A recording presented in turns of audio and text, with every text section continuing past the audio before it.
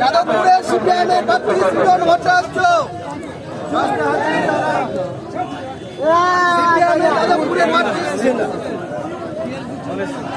যাদবপুরের সিপিআইএমের প্রার্থী ছাত্রনেতা সৃজন ভট্টাচার্য যাদবপুরের সিপিআইএমের প্রার্থী সৃজন ভট্টাচার্য